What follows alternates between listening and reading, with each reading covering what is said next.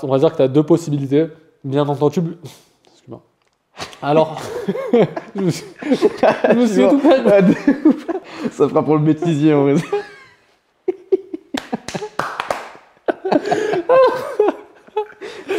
Attends.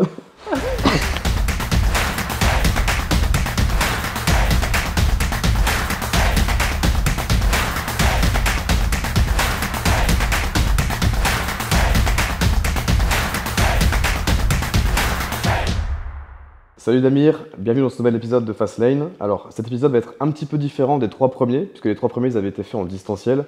J'en ai profité des deux passages à Budapest, donc là où tu habites actuellement, on va revenir un petit peu sur tout ton parcours, mais pour faire cet épisode en physique. Avant qu'on commence et qu'on voit un petit peu tout ton parcours, est-ce que tu peux te présenter très rapidement pour les personnes qui ne te connaissent pas encore? Yes. Écoute, déjà, merci de m'avoir invité sur ta chaîne. Alors, moi, c'est Damir, j'ai 31 ans, j'habite Budapest, une belle ville que tu as pu découvrir ces derniers jours. Et je gère actuellement ma propre agence, The Minimal Agency. Donc comme tu le sais, le concept des interviews Fastlane, c'est vraiment de retracer tout ton parcours depuis le tout début, même jusqu'à l'enfance, et de revenir jusqu'à là où tu en es arrivé actuellement aujourd'hui. Est-ce que tu peux nous expliquer un petit peu d'où tu viens réellement? Quel genre d'études tu as fait? Est-ce qu'autour de toi, à l'époque, tu avais des entrepreneurs autour de toi? Qu'est-ce qui t'a amené finalement à te dire au bout d'un moment, je vais partir dans l'entrepreneuriat?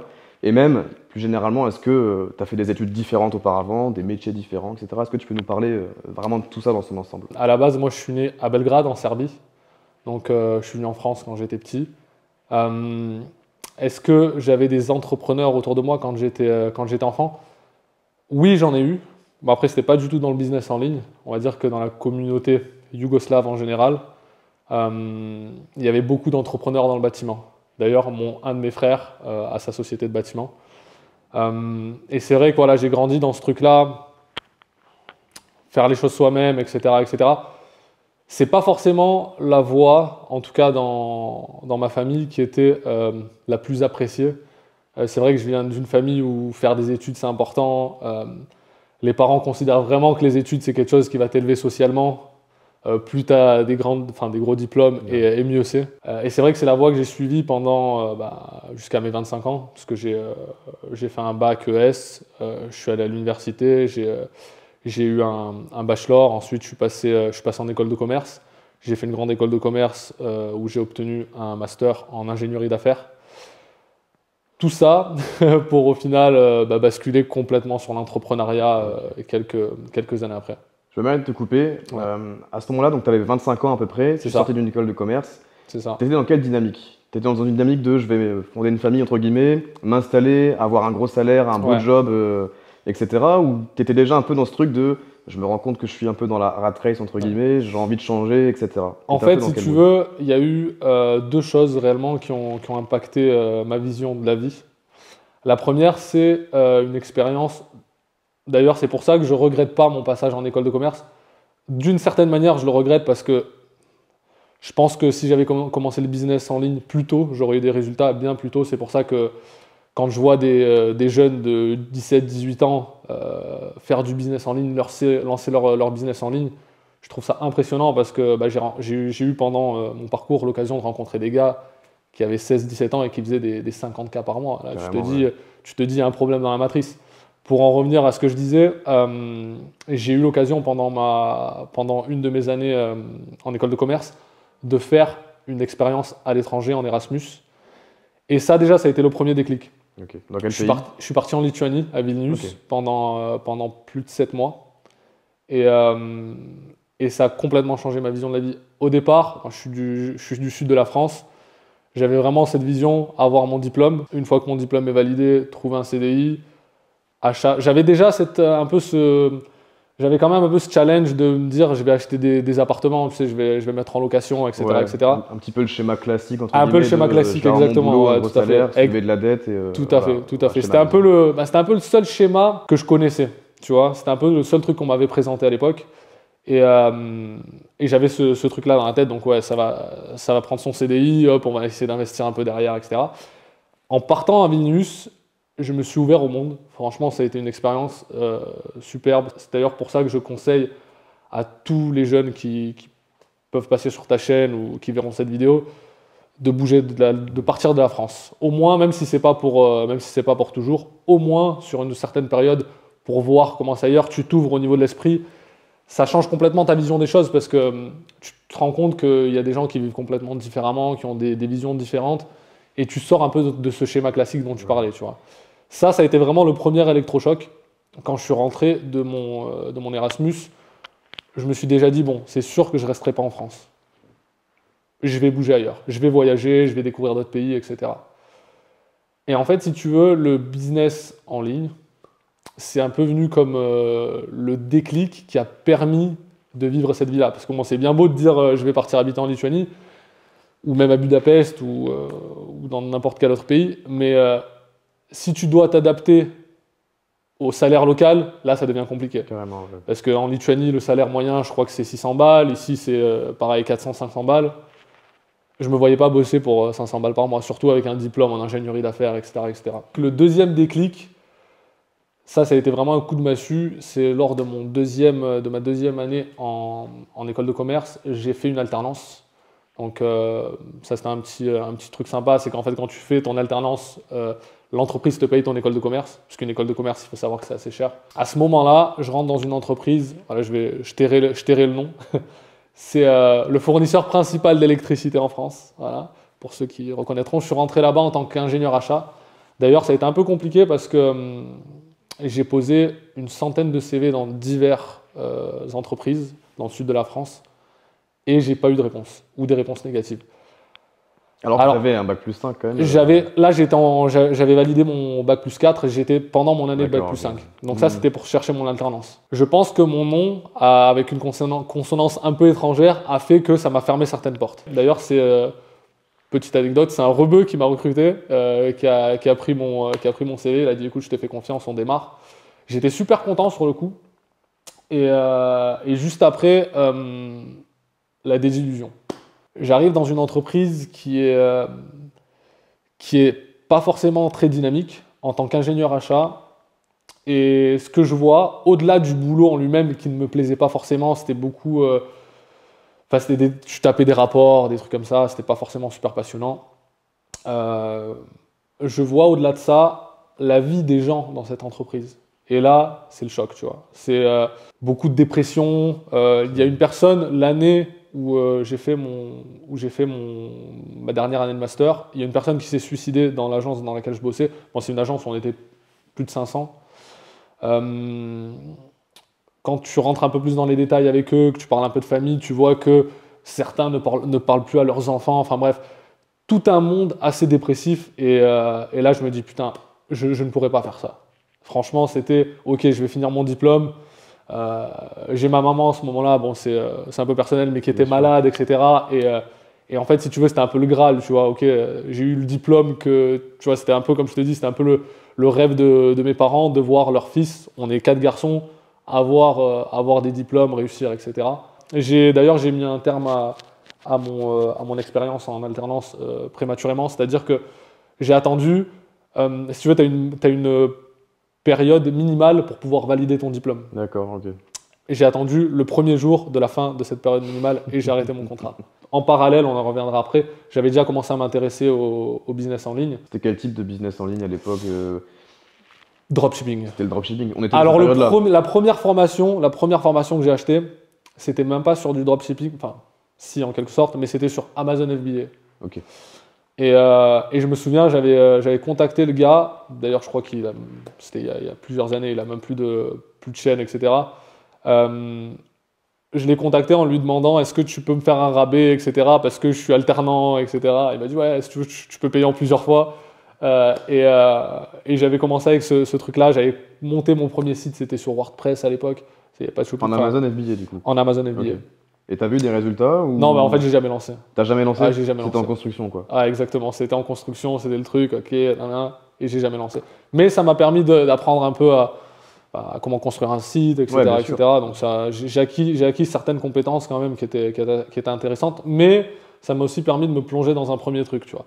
Et c'est vrai qu'à l'époque, c'était pas c'était pas si connu que ça, tu vois. C'était vraiment, c'était un truc un peu pirate dans un coin. Tu vois. Ouais, c'était un peu le début du business en ligne, etc. Exactement, Donc, exactement. Et je regrette d'avoir pas pris cette occasion plus sérieusement parce que j'aurais pris tellement d'avance. J'aurais pris tellement d'avance. et je pense que déjà C'est beaucoup de impressionnant. gens à l'époque ne le prenaient pas vraiment au sérieux. Je pense que les gens, ils étaient targetés par différentes pubs, etc.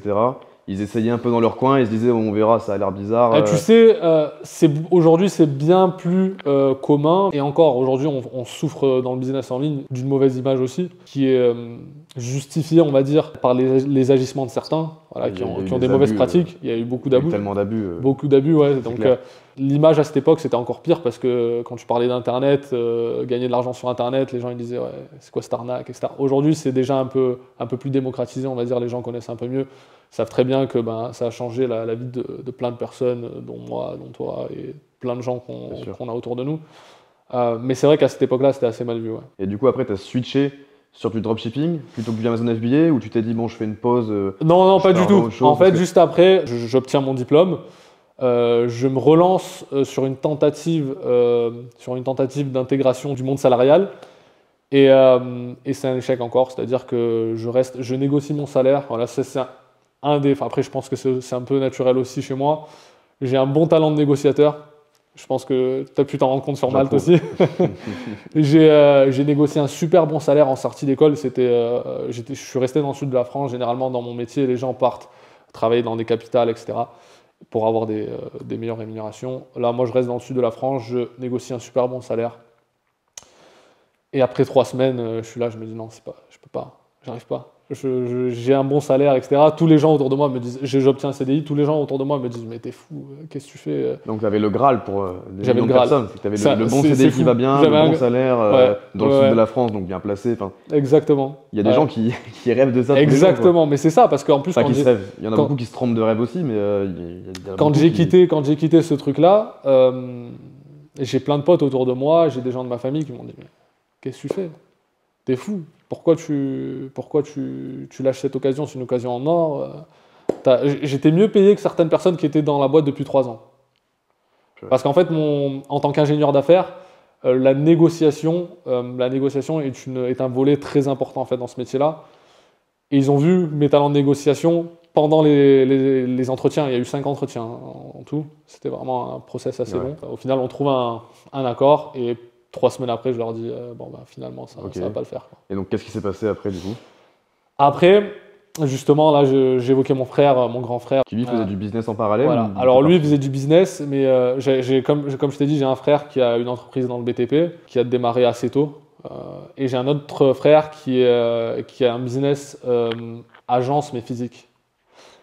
Mon frère m'appelle, me dit, écoute, viens bosser avec moi, etc. En parallèle, je continue aussi à explorer le monde de l'entrepreneuriat en ligne, notamment.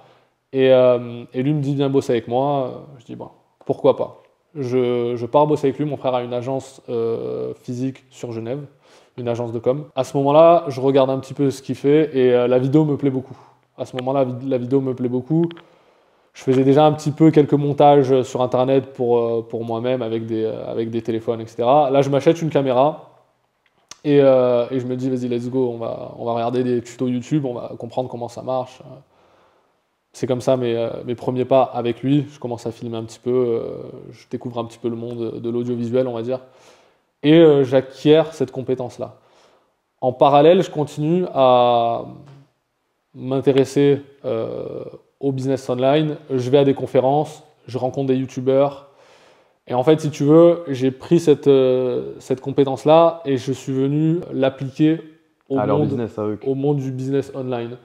Et là, je rencontre des youtubeurs pour lesquels je fais des vidéos, je fais du montage, notamment au départ de l'editing. Et en fait, si tu veux, j'ai cette capacité à rester très polyvalent. C'est-à-dire que je vais commencer par la vidéo, puis après je vais m'intéresser, parce que bien entendu, quand tu fais de l'editing, tu montes leurs vidéos YouTube, tu montes leurs vidéos de formation, tu montes plein de des ads, etc. Tu vois, parce qu'ils font des pubs pour forcément promouvoir leurs produits. Et en même temps, tu commences à t'intéresser au contenu en lui-même, tu vois, parce que bah, toute la journée, tu fais que ça, tu fais que monter.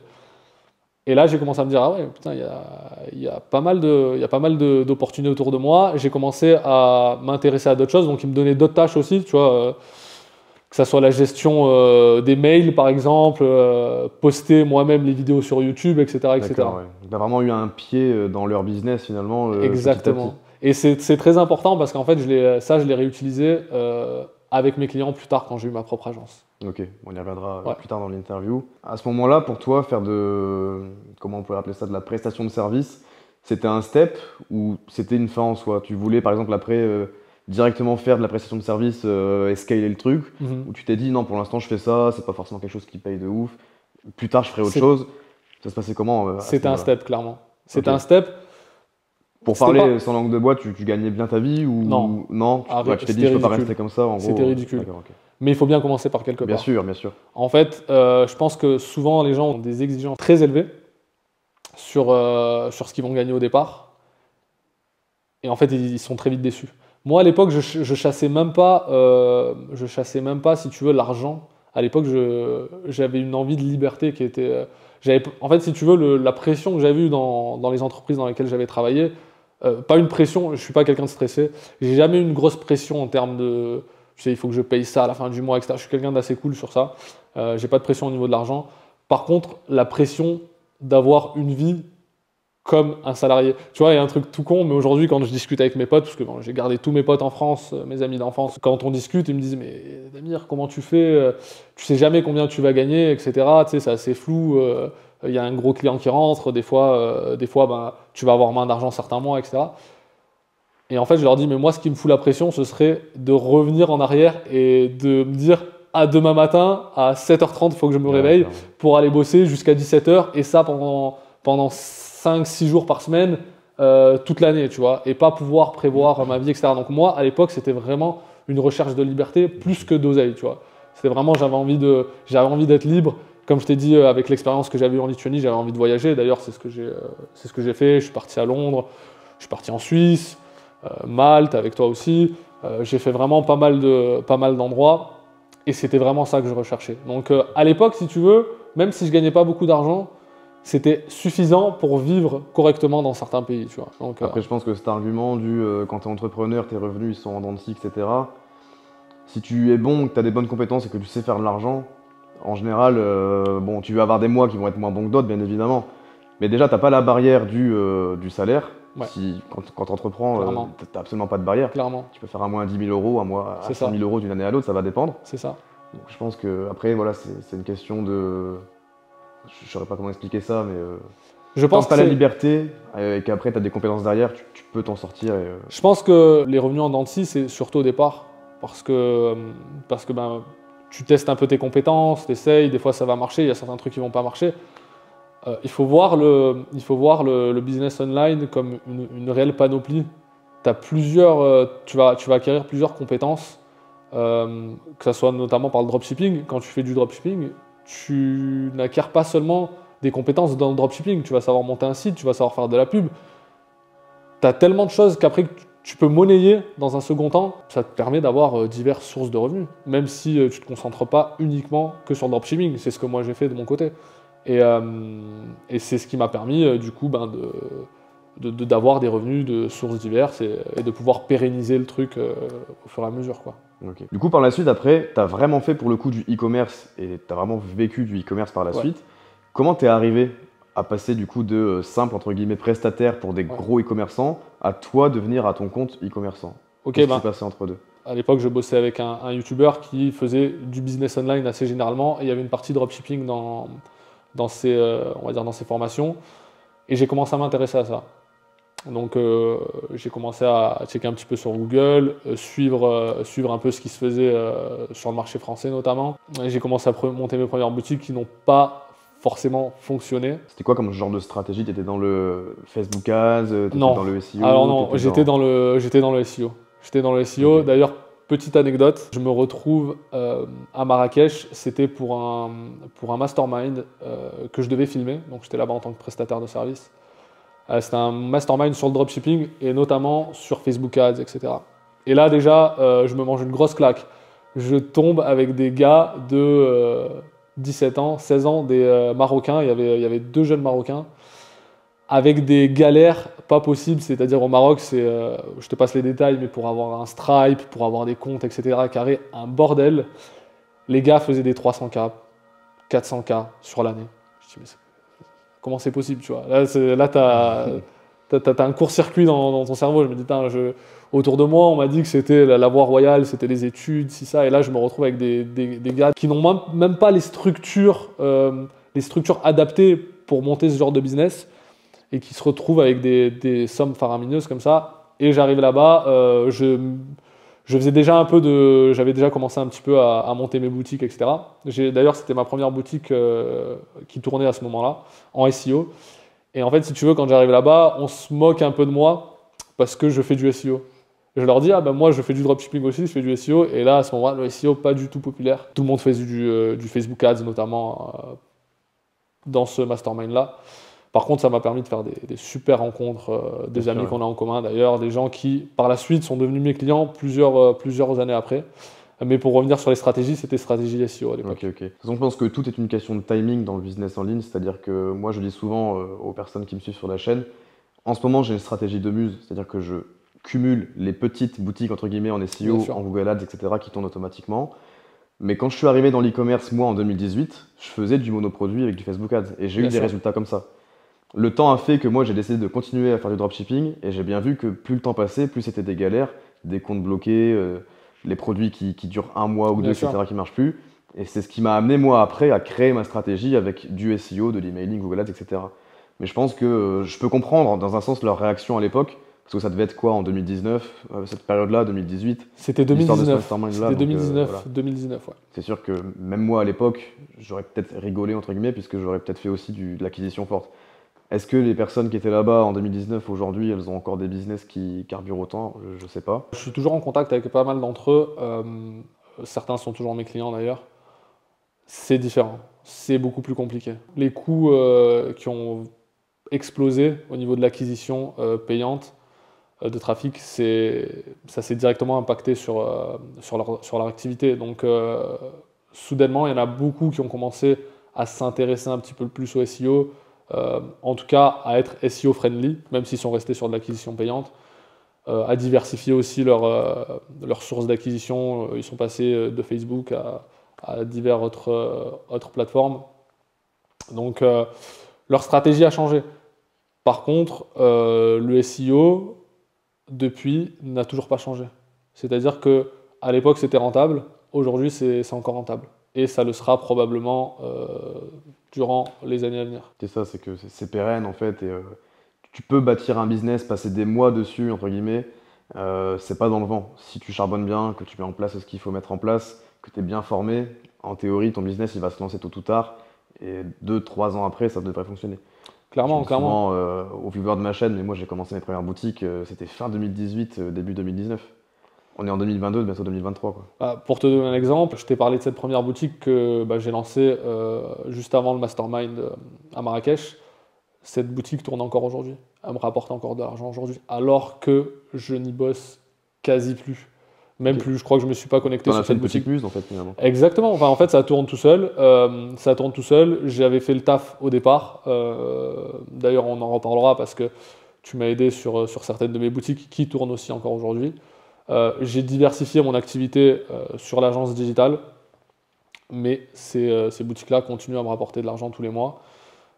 J'ai des membres de mon équipe qui, eux, bossent dessus, c'est-à-dire qu'ils rajoutent des nouveaux produits, qui valident les commandes, etc. Moi, j'ai quasi plus rien à faire dessus et ça continue à tourner. Et probablement, ça tournera dans les années à venir si je décide de garder ces boutiques-là. C'est que là, aujourd'hui, on va y venir petit à petit, mais tu fais ton business principal, c'est une agence digitale. C'est ça. Mais si tu n'avais pas ça, tu aurais sûrement, j'imagine, peut-être déployé d'autres muses, entre guillemets, monté d'autres Shopify, tout automatisé, peut-être comme moi je le fais actuellement. Exactement. Je pense qu'après, c'est une question de choix. C'est vrai que moi, l'audiovisuel, c'est un monde qui me passionne. Et je pense qu'il faut aussi savoir, on va dire, allier passion et métier. Bien sûr. Moi, la création, etc., c'est un truc qui me passionne. Aujourd'hui, je bosse, 80% de mes clients sont des e-commerçants. Et le fait d'avoir fait du dropshipping, ça m'a permis de comprendre leurs problématiques, de savoir comment répondre au mieux à leurs besoins, etc. Parce que c'est ce que je faisais pour moi. Donc, du coup, maintenant, tu es principalement sur l'agence digitale. C'est ça. Est-ce que c'est. On pourra préciser d'ailleurs le nom de l'agence. C'est The Minimal Agency. The Minimal Agency. Est-ce que vous êtes spécialisé dans l'e-commerce ou vous êtes spécialisé sur la création de sites, etc. de manière générale, je veux dire, Au départ, j'ai vraiment visé les e-commerçants. J'ai créé l'agence quand j'étais à Malte et autour de moi, j'avais une grosse communauté de dropshippers et d'e-commerçants. Donc, on va dire que ça a été mon premier pas dans ce monde-là. Je ne me suis pas enfermé dans l'e-commerce. J'ai proposé, parce que bon, il y a plusieurs aussi avec le bouche à oreille, j'ai plusieurs personnes qui sont venues me démarcher et qui m'ont demandé, voilà, est-ce que tu peux faire un site pour telle activité, un autre site pour telle activité, j'ai besoin d'un shooting pour ce produit-là ou pour ce service-là. Et j'ai commencé on va dire, à élargir mon panel. Et du coup, aujourd'hui, pour trouver des clients, pour les personnes qui seraient peut-être éventuellement intéressées pour faire une agence digitale également, est-ce que tu gères ça entièrement en ligne depuis chez toi ou est-ce que pour toi c'est important d'avoir un réseau physique, de se déplacer, j'imagine par exemple aller à Dubaï, rencontrer des entrepreneurs, en Thaïlande, Bali, etc. Est-ce que c'est ta routine entre guillemets ou est-ce que tu arrives à trouver des clients uniquement depuis chez toi, via le bouche à oreille, les réseaux sociaux? C'est quoi ta stratégie plus ou moins pour trouver des clients? Moi, ma stratégie principale, ça va être le réseau. Ça va être le réseau. Il faut savoir que si tu as un bon réseau, tu n'as même pas besoin de faire de l'acquisition client. Si tu as un bon réseau, que tu fais bien ton taf, que tes clients sont contents, les clients vont venir d'eux-mêmes par le bouche à oreille. Donc, est-ce que pour toi, aujourd'hui, en 2022-2023, n'importe qui peut lancer une agence digitale ou est-ce qu'il y a vraiment des prérequis? Je veux dire, est-ce que demain, quelqu'un qui est salarié, il peut, comme tu as fait à l'époque, quitter son travail, partir peut-être un an, faire du réseau un peu partout et lancer son agence? C'est quelque chose qui est possible ou pas? Alors, je vais être honnête avec toi, non. Il y a un seul prérequis, c'est d'être déterminé. Si tu es déterminé, tu y arriveras. Ce que je vois trop souvent aujourd'hui dans le business online, ça va être des personnes qui vont venir, qui vont être attirées par un certain business. Ils vont essayer ça pendant 2 semaines et ils pensent réellement qu'en 2 semaines, ils vont pouvoir atteindre des chiffres faramineux. Ça, c'est faux. Et malheureusement, ils vont être déçus et ils vont propager autour d'eux le mot comme quoi le business online, c'est de la merde, c'est de l'arnaque, c'est du scam, etc. Alors qu'au final, si tu restes focus sur une activité, tu te mets dessus, tu as tellement de vidéos de YouTube, tu as tellement de formations aujourd'hui qui te permettent d'accéder à divers métiers sur le web. Si tu te mets dessus sérieusement et que tu lâches rien, au bout d'un moment, tu y arriveras. Même si ça va évoluer par la suite. Hein. Peut-être que pendant votre parcours, vous allez acquérir une compétence que vous allez vouloir développer par la suite. Et c'est ça qui est bien dans le business online, c'est que tout est un peu interconnecté. J'avais une question, toujours par rapport à l'agence digitale. Ouais.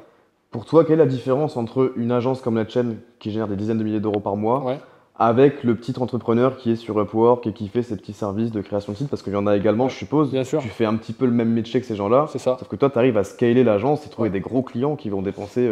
Je pense que ton plus gros client, ça doit être quoi? C'est peut-être 50 000 euros pour créer un business. Ouais, on a même eu des clients avec un budget beaucoup plus gros. Ouais. Quelle est la réelle différence entre ces deux types de personnes? Je pense que c'est une question de vision. Franchement, je pense que c'est une question de vision. Comme on parlait au départ des personnes qui sont employées et qui ont une vision qui est la leur. Je ne dis pas qu'elle est bonne ou qu'elle est mauvaise, c'est simplement une vision différente. C'est exactement la même chose sur le online. Tu peux être ton propre employé en étant online. Certaines personnes n'ont pas pour ambition d'ouvrir une agence ou d'avoir tout un business autour de l'e-com. Ils veulent simplement un revenu online. Comme je t'ai dit, moi au départ, c'était pas forcément le montant que j'allais engranger tous les mois qui m'a fait rentrer dans le business online. C'est vraiment cette envie d'être libre. Et donc ces personnes-là, aujourd'hui avec un simple salaire de 1500, 2000 euros par mois que tu vas te générer sur Upwork ou sur d'autres plateformes, ça te permet de vivre, tu peux vivre en Amérique du Sud, tu peux vivre en Europe de l'Est, tu peux vivre en Asie. Ces gens-là recherchent, si tu veux, simplement la liberté. Pas forcément de scaler ça au-delà d'un simple salaire. Moi, c'est vrai que j'ai eu une vision qui était assez différente. Et c'est vraiment un déclic au niveau du mindset, je pense. Comme je t'ai dit, j'ai pu, à travers mon parcours, rencontrer certains de mes clients de 18, 19, 20 ans qui généraient des dizaines de milliers d'euros par mois. Et je me suis dit, mais attends, si eux peuvent le faire, ils n'ont rien de plus que moi, ils ont 2 bras, 2 jambes, un cerveau. Ouais. Et je pense même que certaines personnes qui ont fait des écoles de commerce et qui ont des gros diplômes rejettent cette réalité. Parce que, en fait, si tu veux, le saut quantique est trop fort pour pouvoir accepter ça. Moi, j'ai rencontré à l'époque des camarades de classe qui me disaient non, mais c'est de la merde, ça n'existe pas, c'est pas possible, etc., etc. Et ces gens-là, aujourd'hui, ils bossent encore pour des bons salaires, ce qui est considéré comme un bon salaire en France, des 3, 4, 5 000 balles, qui n'est pas forcément super impressionnant online. Aujourd'hui, quelqu'un qui fait 5 000 balles online, c'est pas quelqu'un qui va être dans le top du panier, quoi. C'est quelque chose d'assez accessible. C'est vraiment deux games différents. Enfin, Clairement, l'échelle de valeur n'est pas la même. Dans l'entrepreneuriat, il y a vraiment zéro limite. Et Ouais. surtout le business en ligne. C'est quand même assez différent du business physique. Online, si tu bosses, vraiment, je parle uniquement pour l'argent. Je parle pas de faire un business le Bien plus sûr, prestigieux possible. En soi, générer 5 000 euros net par mois, c'est assez easy. je pense que tout le monde peut le faire. Tout le monde ne le fera pas, mais je pense que vraiment tout le monde peut le faire. Encore une fois, c'est une question de détermination. Si tu te mets 2 ans sur n'importe quel business online, si tu génères pas 10K par mois, c'est qu'il y a un problème, c'est que tu le fais mal. Si tu penses jour et nuit à cet objectif-là et que C'est tu clair, mets c'est tout en clair. place dessus, tu... Mais je pense que c'est pour ça que je te disais tout à l'heure, quand tu me demandais est-ce qu'il y avait un prérequis, ouais, la détermination. Et j'ai eu une période en France de chômage, et j'ai eu une période même de RSA. Et à l'époque, j'ai des gens de ma famille qui m'ont dit bon, arrête tes conneries, maintenant, c'est bon, t'as un peu trop rêvé, allez, maintenant, let's go, retrouve un boulot et commence à bosser, tu vois. Donc, t'as la pression sociale aussi qui est sur toi. Ça, il faut savoir le gérer, il faut être assez déterminé pour pouvoir te dire, ben non, ok, très bien, vous avez votre vision de la vie, j'ai la mienne. Quoi qu'il arrive aujourd'hui, ok, enfin, quand t'es au RSA, t'as 500 balles par mois, hein.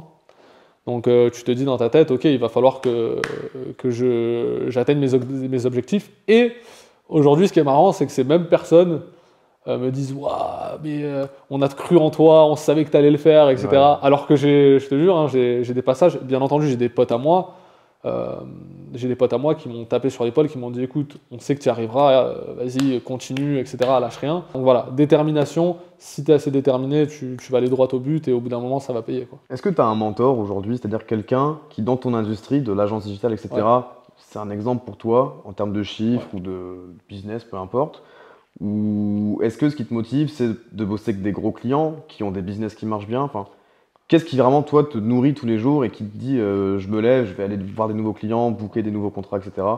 Euh, Au départ, j'ai eu un mentor, c'était mon grand frère. C'est mon grand frère qui avait son agence justement à Genève, Art Creacom, si jamais vous voulez jeter un œil, qui m'a motivé en fait. Si tu veux, déjà ça m'a permis de me dire, ok, je peux vivre de quelque chose qui me passionne euh, et générer des dizaines de milliers d'euros par mois. Lui a un business en physique, c'était pas online, et moi j'ai réussi justement avec mes envies de vouloir voyager, etc., de pouvoir, on va dire, allier ces deux mondes et de faire un peu mon business à moi, enfin ma vision de l'entrepreneuriat à moi. Ce qui me motive maintenant, aujourd'hui, ça va être vraiment de développer certains business. Quand je bosse avec des gros clients, généralement, c'est ce que je te disais tout à l'heure, c'est que je vais commencer, ils vont m'engager pour une prestation précise, que ce soit un site web, que ça soit shooter une publicité, une campagne publicitaire, que ça soit de la création d'ads ou simplement de l'editing. On va accéder à ce client par cette porte-là. Le client va un peu me montrer le fonctionnement de son business et je vais identifier dans son business certains points sur lesquels je peux avoir un impact. Donc il y a eu plusieurs clients pour lesquels on a démarré avec la création d'un site web et ça s'est fini avec la gestion de toute leur campagne publicitaire en termes de création et ensuite la gestion carrément certaines fois du système en lui-même. C'est-à-dire que j'ai mes propres employés qui vont gérer le système de leur organisation. Et ça, au départ, c'était pas mon rôle. Mais avec la confiance qui s'installe avec les clients, c'est ce qui va faire aussi que tu vas développer ton réseau. Si tu es quelqu'un de confiance, quelqu'un de droit et qui bosse bien, les clients vont vouloir bosser avec toi, même développer certains business avec toi. Moi, c'est ce qui m'est arrivé. C'est qu'il y a plein de business que j'ai développés avec certains de mes clients en partenariat, alors qu'à la base, c'était simplement mes clients. Et du coup, ça m'a permis aussi de me diversifier sur d'autres business online. Donc du coup, toi, qu'est-ce que tu pourrais conseiller pour développer son réseau et avoir des bonnes opportunités comme ça autour de soi régulièrement? Il y a un hack, je pense, qui rejoint un peu mon envie de voyager, c'est qu'en France, ça va être très compliqué de rencontrer autour de toi des personnes qui génèrent des dizaines de milliers d'euros. Pourquoi? Parce que c'est un cercle qui est très fermé. Et ces personnes-là sont assez peu accessibles. Ce qui m'a permis d'avoir accès à certains entrepreneurs et de commencer à bosser avec eux, c'est clairement mon départ à Malte. D'ailleurs, c'est un peu rigolo parce que je suis parti à Malte, mes boutiques ne tournaient pas forcément encore bien. Je suis parti en mode kamikaze. C'est là d'ailleurs que je t'ai rencontré. Je suis parti un peu en mode kamikaze. J'avais, je crois, à l'époque, 3 000 € de côté. Et j'ai trouvé, parce que j'ai un chien avec moi. À Malte, il faut savoir qu'avant le Covid, c'était très compliqué de trouver un appartement où le propriétaire accepte que tu amènes ton chien. Donc j'ai pris un peu un appartement par défaut, on va dire, qui me coûtait à l'époque, je crois, 1 000 €. Donc j'avais même pas 3 mois devant moi pour générer du cash. Je suis arrivé là-bas en mode kamikaze, j'ai commencé un peu à discuter avec les gens autour de moi et j'ai commencé à vendre mes prestations aux divers e-commerçants. Et c'est comme ça, en fait, c'est comme ça que j'ai eu accès. C'est-à-dire qu'à Malte, tu vas pouvoir, le soir même, je suis arrivé, le soir même, je suis parti à une soirée où j'ai rencontré des gens qui généraient 50, 60, 100 000 € par mois. Et là, tu te dis, putain, il y a ce gars-là qui a réussi dans le business online, il est en face de moi, et j'y ai accès, tu vois. Ce gars-là est là, et je peux lui parler, je peux lui poser mes questions, je peux lui proposer mes services. Bien entendu, après, il faut pas non plus... il y a certaines manières de s'adresser aux gens. Si tu viens là et que tu essayes à tout prix de refourguer tes trucs, ça va pas marcher.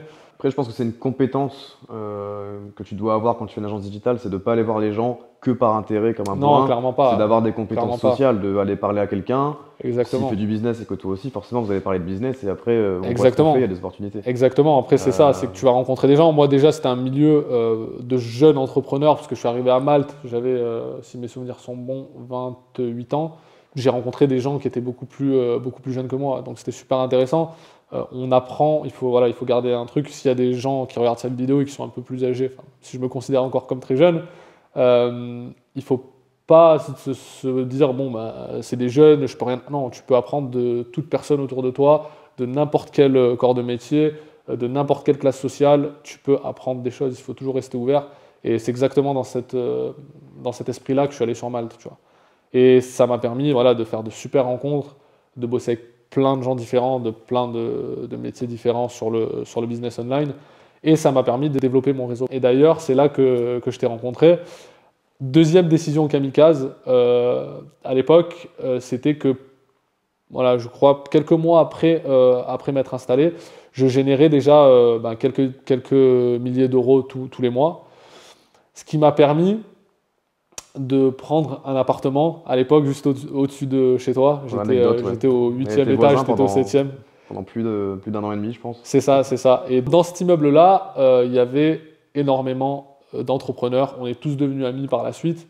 On est tous en contact aujourd'hui et j'ai encore des business qui tournent aujourd'hui avec certaines personnes que j'ai rencontrées là-bas. Ça me donne envie de te poser une question, je te coupe. Ouais, vas-y. Bon, aujourd'hui, tu es à Budapest, on va en parler encore plus tard dans l'interview, dans un super appartement d'ailleurs, c'est vraiment magnifique. Aujourd'hui, on est dans les locaux de The Minimal Agency. C'est vraiment superbe, franchement, c'est super beau. Ah ben, c'est gentil, merci. Qu'est-ce que tu penses de Malte? Il y a beaucoup de personnes des fois qui cherchent à s'expatrier, ils ne savent pas quoi en penser, etc. Toi, ton expérience sur Malte, grosso modo, qu'est-ce que tu en as pensé? Est-ce que tu recommanderais à une personne qui veut faire du réseau de partir à Malte? Clairement, clairement. Je pense que Malte, c'est un très bon début. Ça peut même être une fin en soi. Je connais d'ailleurs des personnes qui sont venues sur Malte et qui y sont toujours et qui pensent y rester plusieurs années. Comme j'ai dit, le fait de pouvoir aller dans certains endroits de la planète, notamment en Asie aussi, il y a beaucoup d'entrepreneurs online français qui sont accessibles. Dans l'Est, à Budapest également. Tu as eu l'occasion de sortir avec moi ici à Budapest. On s'est assis à une table où forcément tu avais plein de gens qui étaient dans le business online et qui étaient super accessibles. Tu vois, donc c'est ce truc-là qui fait que je recommanderais Malte comme je recommanderais d'autres destinations. L'important, c'est vraiment de saisir l'occasion, d'aller, de bouger. Et en même temps, quand tu vas rencontrer des personnes qui sont spécialisées dans certains domaines, forcément, ça va te permettre d'ouvrir tes compétences, d'en acquérir de nouvelles, etc. Bien sûr. Et je vais rebondir sur ça pour justement dire que quand j'ai pris cet appartement qui était, on va dire, un peu au-dessus de mes moyens, dans ma tête, c'était dans cet immeuble-là, il y a tant d'entrepreneurs, je vais me serrer la ceinture pendant quelques jours, quelques semaines, quelques mois, mais je sais que en m'entourant de ces personnes-là, ça va me pousser vers le haut. Il y a le fameux adage qui dit que tu vas être la moyenne des 5 personnes qui t'entourent, enfin les plus proches de toi. Je suis totalement d'accord avec ça. Ce qui a propulsé mes boutiques à ce moment-là, c'est les personnes qui avaient dans cet immeuble-là. J'ai eu accès à tes compétences. Tu es venu chez moi, en 2-3 clics, Google Ads, 2 semaines, 3 semaines après, je faisais 10 cas par mois. C'est vrai que c'était allé vite, ouais. C'était allé très vite. Très vite, ouais. J'ai eu des, et là, je me dis, putain, j'ai fait le bon choix, tu vois. Non, mais Ok, c'est vrai que- j'ai pris un petit risque au départ, mais ça a payé, tu vois. De toute façon, il y a pas de...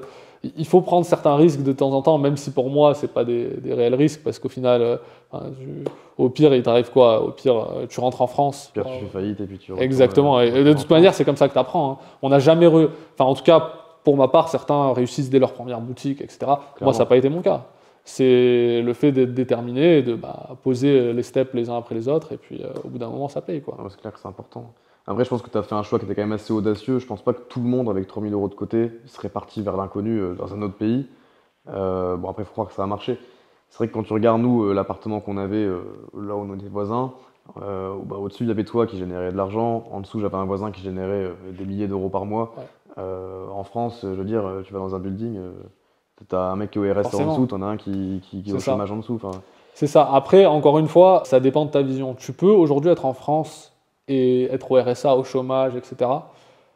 C'est pas ce qui va faire, que tu vas réussir ou non. C'est-à-dire que pour moi, il faut vraiment que tu aies une vision. Aujourd'hui, il faut te dire, ok, accepte ta situation là où tu es. Aujourd'hui, peut-être que tu es dans une situation qui ne te plaît pas. Accepte-la et regarde ce que tu peux faire pour la changer.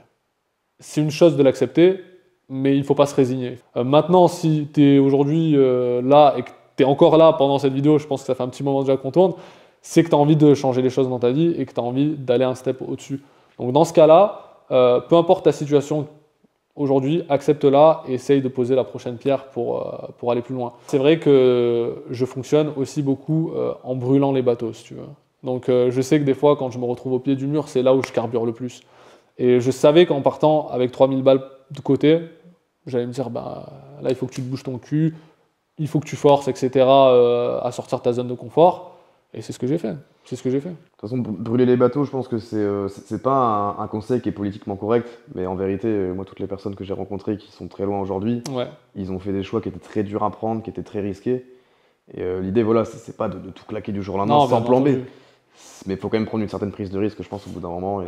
Aujourd'hui, si tu pars quelque part, que tu échoues, il ne faut pas voir ça comme un échec, il faut voir ça déjà comme une expérience. Ça va t'apprendre à mieux rebondir par la suite.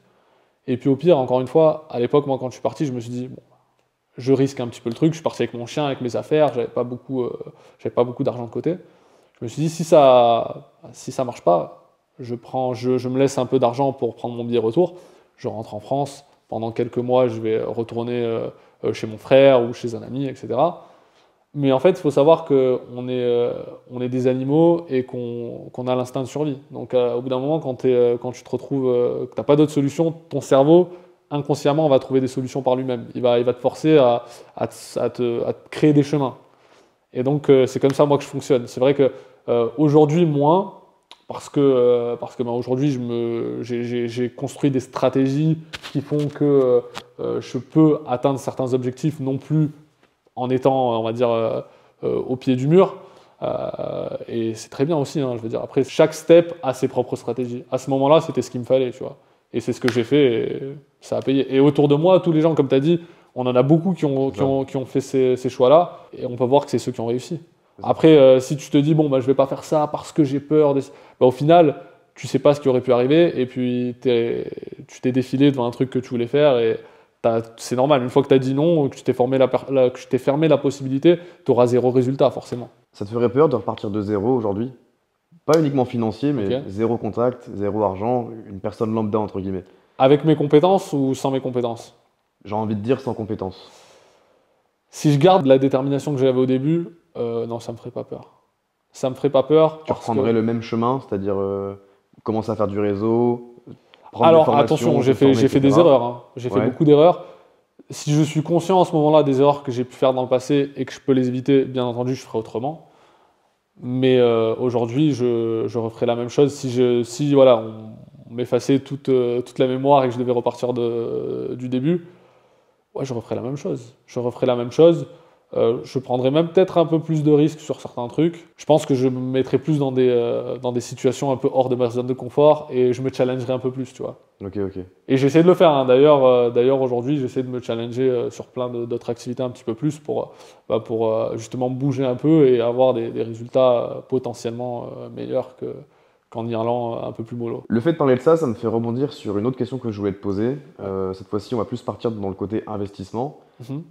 Moi, je suis quelqu'un, par exemple, qui lie vraiment le business et l'investissement. C'est-à-dire que moi, je me sers de mes business à cash flow pour me créer un matelas de sécurité derrière qui me génère du cash, parce que le capital, quand c'est bien placé, ça ramène de l'argent également. Quelle est, toi, ta philosophie par rapport à ça? C'est-à-dire que voilà, tu as un business aujourd'hui qui fait beaucoup Ouais. d'argent. Tu coffres une partie ou est-ce que tu réinvestis tout dans ton business ou est-ce que tu flambes entre guillemets? Ok. C'est quoi ta philosophie par rapport à tout ce côté-là? Alors, je pense que ça va être une question qui va dépendre vraiment de chaque profil. Je peux en témoigner aujourd'hui parce que je travaille avec divers profils d'entrepreneurs et ils ont chacun leur opinion là-dessus, tu vois. Donc, moi, personnellement, j'aime vivre de belles expériences, donc je vais voyager, je vais aussi profiter, je vais m'acheter des belles choses. En tout cas, je flambe pas, on va dire que je vis pas au-dessus de mes moyens, ça c'est une règle que je me suis fixée. Au niveau des investissements, j'ai fait pas mal de crypto. Dans un futur un peu plus lointain, ça va être l'immobilier. Aujourd'hui, je n'investis pas encore dans l'immobilier. Pourquoi? Certains font ça, sécurisent directement leur cash, l'investissent dans l'immobilier, etc. En sachant qu'il y a deux manières d'investir dans l'immobilier. Moi, celle qui m'attire le plus, ça va être de l'achat-revente. C'est les projets que j'ai en tête à moyen terme. Pas forcément l'achat locatif. Pourquoi? Parce que avec l'argent que j'ai aujourd'hui, je peux réinvestir dans des business où le rendement va être beaucoup plus élevé que si je faisais de l'achat locatif. Quand j'aurai peut-être, on va dire, épuisé mes possibilités de business divers avec des rendements plus élevés, là, à ce moment-là, je me tournerai vers l'achat locatif ou des investissements avec des rendements plus bas, mais aussi plus safe. Ou alors, quand je me dirais, écoute, tu as assez bossé, tu as fait assez d'argent, tu vas réduire un petit peu la cadence, on va prendre des trucs un peu plus safe, mais en même temps, tu es un peu plus tranquille. Encore une fois, ça dépend de ton profil, ça dépend à quel step tu es dans ta vie, tu vois. C'est vrai que peut-être dans 5 ans, j'aurai une vision différente. Peut-être dans 5 ans, on aura l'occasion de faire une autre interview et je te dirai, écoute, j'ai investi dans de la pierre, j'ai des locataires, j'ai des loyers qui rentrent tous les mois, etc. etc. Ça dépend il n'y a pas de mauvaise ou de bonne stratégie. Je pense qu'il faut vraiment être en cohésion avec ta stratégie. Il faut que ton profil soit adapté à ta stratégie, tout simplement. Ok, top. Bah écoute, on a fait déjà, je pense, un bon bout d'interview. On a revu une bonne partie de ton parcours. Aujourd'hui, ce serait quoi tes projets à l'avenir? Est-ce que tu veux continuer là-dedans ou est-ce que tu as d'autres envies, d'autres horizons? Qu'est-ce que tu as prévu pour 2023, 2024 et 2025? Je pense que je vais continuer à développer mon agence aujourd'hui qui fonctionne bien et qui peut encore être scalée. Vraiment, aujourd'hui, on a grandi les équipes, etc. On est à peu près une quinzaine à bosser quasi à plein temps sur ce projet-là. En parallèle, là, dans un futur assez proche, d'ailleurs, peut-être que ça sera le cas au moment où tu publieras cette interview, je vais lancer une chaîne YouTube. J'aimerais un peu rendre ce qu'on m'a apporté, entre guillemets, mais dans un domaine qui m'est propre, qui est celui de l'agence digitale, l'agence marketing. J'aimerais un peu raconter mon parcours, même si aujourd'hui on a fait un résumé de ce dernier. Et pourquoi pas montrer aux gens comment monter soi-même son agence digitale et puis gagner sa liberté et puis atteindre ses rêves avec ce business-là. En tout cas, moi, c'est ce qui a marché pour moi. Et du coup, pour rebondir sur tes autres projets, donc là actuellement, on est ici à Budapest, comme j'avais dit dans l'introduction. Est-ce que tu as des projets ici? Est-ce que tu te vois rester à long terme? Clairement, là aujourd'hui, je me sens super bien à Budapest. C'est une ville magnifique. Première destination d'Europe d'ailleurs, si je ne me trompe pas. Clairement, là aujourd'hui, sur une période de 5 à 10 ans minimum, je me vois rester ici. Comme tu as pu le voir. Tu as fait beaucoup de pays quand même Ouais, j'ai fait pas mal de pays et c'est un des pays qui me plaît le plus en Europe. Pourquoi? Une architecture qui est magnifique. Tu as pu le voir. Ah ouais, non, franchement, c'est... Aujourd'hui, on est en face de la basilique. On a vu sur la basilique juste derrière. Voilà, tu vois ce genre d'appartement, c'est ce qui me fait kiffer. Donc il y a là, à ce niveau-là, niveau architectural, c'est vraiment un délice. C'est safe, c'est vraiment super safe. Tu peux te balader à n'importe quelle heure. Les seules personnes que tu vas croiser qui sont un peu dérangeantes, ça va être des gens un peu bourrés, mais généralement c'est des touristes qui viennent faire la fête ici. Globalement, moi, ça me fait penser à Paris il y a 25-30 ans. Clairement, Budapest, il y a beaucoup de gens qui disent ça. ça a l'air assez safe, des monuments magnifiques, etc. C'est ça, en termes de coût de la vie, c'est très accessible. Et pareil, après, en termes de société, etc., c'est une bonne super. fiscalité ici C'est aussi. super intéressant. Ah bah d'ailleurs, on peut rapidement parler de l'intervention que je vais faire sur ta Un module formation. pour Drop Elite par rapport Exactement, à ouais, l'expatriation en pour Hongrie. l'expatriation ici. Il me semble que en c'est Hongrie. le pays d'Europe dans lequel tu as le moins d'impôts, avec Malte qui est à 5%, C'est ça. Alors ici, tu es à 9% d'impôt sur les sociétés donc c'est honnête. et tu es à 15% d'impôt sur les dividendes. Tu as une TVA qui est assez élevée ici, je pense, mais bon, Ouais. pour ceux qui vendent localement à C'est Budapest, ça. sinon c'est les taux territoriaux des autres pays. Tu as une TVA qui est à 27%. Je pense qu'on sent même pas cette différence de TVA parce que, comme je t'ai dit, le coût de la vie est beaucoup moins cher. Les restaurants sont moins chers qu'en France pour un service qui est même au-dessus du service qu'on peut trouver en France. Là, les plans pour les 5 prochaines années, en gros, c'est scaler ton business C'est ça. ici physiquement à Budapest, prendre des bureaux de plus en plus gros au fur et à C'est mesure ça. du temps. Comme j'ai dit tout à l'heure, on est en face de la basilique. Je compte garder ce bureau-là pour avoir un pied-à-terre au centre. Et là, la prochaine étape, ce serait de prendre une petite maison hors de la ville, un peu dans la forêt, autour de Budapest. Ce serait top, tu vois. Vraiment, Ok, j'ai envie de carrément, me ouais. plonger. J'ai un chien, ma partenaire a un chien aussi. Donc, on veut vraiment prendre un truc avec un jardin, vraiment kiffer la vie dans la nature. C'est ce qui me manquait d'ailleurs quand j'étais à Malte. Point négatif pour Malte. Malte, c'était une super expérience, comme j'ai dit, j'ai rencontré plein de gens, ça m'a fait step up dans le business, etc. Par contre, il y a une absence de nature. C'est un gros caillou, quoi. Ouais, c'est un gros caillou, Dire les choses exactement. clairement, C'est clair. Après, pour moi, ça reste un beau pays, moi qui venais du nord de la France, Ouais. dans le sens où tu as quand même la Méditerranée, C'est tu ça. peux habiter près de la mer, etc. C'est ça. Mais clairement, ça manque de Ah, nature. encore une fois, ça dépend du profil, tu vois. C'est vrai, hein, ça Moi, dépend. je viens du sud de la France et j'avais déjà des paysages qui étaient magnifiques avant de venir C'est à ça. Malte, tu vois. Moi, Donc toute ma Malte, jeunesse, il pleuvait tout le temps, etc. ouais, c'est donc, clair.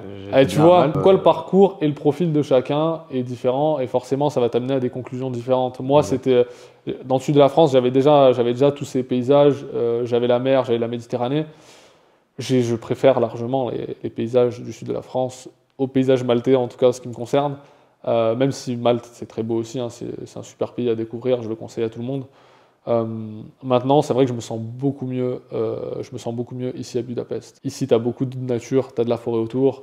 C'est une ville qui est la ville en elle-même est beaucoup plus grosse que Malte dans son entièreté. C'est très dynamique, tu as des super endroits, c'est assez accessible. Il y a tellement de côtés positifs. Aujourd'hui, le seul côté négatif que je vais noter, voilà, encore une fois, c'est un petit point, pour certains, ça va paraître anodin. Moi, je bois pas d'alcool, personnellement, j'ai jamais bu d'alcool. Quand je sors dehors avec ma copine et qu'on se balade et qu'on voit des touristes qui ont un peu forcé sur la bibine, on va dire, c'est un peu chiant. Et généralement, ça va être pendant les périodes estivales. Donc après, hors de ces périodes-là, c'est assez tranquille, quoi. Et encore, je pense que ce côté négatif, tu peux le retrouver finalement dans beaucoup de pays, si c'est Clairement, Dubaï, les pays clairement. musulmans, etc.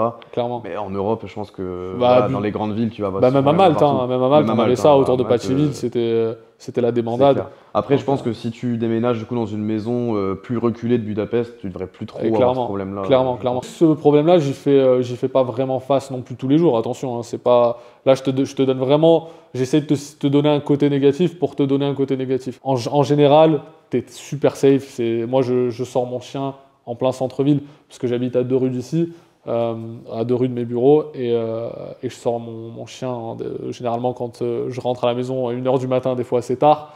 Et je me suis jamais fait emmerder une fois. Ma copine qui fait 1m80, qui est fine, qui est très jolie, qui est une fille de l'Est, qui est de Serbie d'ailleurs comme moi, se balade même à 2h du matin quand elle rentre d'un dîner avec ses copines, etc. Elle le ferait pas à Paris, quoi. Elle se fait pas emmerder. D'ailleurs, elle veut aller à Paris, c'est son rêve, tu vois. Elle est américaine d'origine serbe et son rêve, c'est d'aller à Paris. Bah, elle a sûrement le cliché de La vision, l'étrangère, ouais, exactement, le la cliché de Paris, vision de Paris, super. Je lui dis, écoute, tu vas être déçu. On va quand même y aller parce qu'elle a envie de voir ça. Mais quand je lui explique qu'il y a que tu peux pas te balader tranquillement, que tu peux pas te balader en jupe à Paris sans te faire Clairement. accoster à droite à gauche, elle voit pas. Tu vois, elle a le cliché de Emily in Paris, tu sais. Ouais, je vois très bien. J'ai regardé 2 épisodes, j'ai dit écoute, c'est pas du tout comme ça. Faut que tu Malheureusement. redescendes sur Terre, c'est pas comme ça. Malheureusement. Mais ok, je vois. Donc, te développer ici, lancer ta chaîne YouTube en parallèle, continuer à trouver des clients pour ton agence, Clairement, etc. clairement. Et bah écoute, c'est tout ce que je peux te souhaiter. Pour la chaîne YouTube, on mettra le lien de la chaîne YouTube dans la Top, description. J'invite super. tout le monde à s'abonner pour aller suivre un peu ton Écoute, développement là-dessus. Je serai le venez, premier à regarder tes vidéos. venez avec plaisir. Et puis, si vous avez des questions, n'hésitez pas, hein. Bah écoute, je pense qu'on arrive sur la fin de cette interview. C'était On un a quand même plaisir en récolté tout pendant cas pas mal de de discuter temps. avec toi. Bah, plaisir partagé. J'invite tout le monde encore une fois à te rejoindre sur Instagram, sur YouTube. On mettra également le lien de ton Super. agence, etc., de ton Nickel. site si des gens sont intéressés. Et écoute, quant à moi, je te dis à la prochaine et bonne continuation. Merci beaucoup. Bonne Allez, continuation à toi aussi. ciao. Allez, ciao, ciao.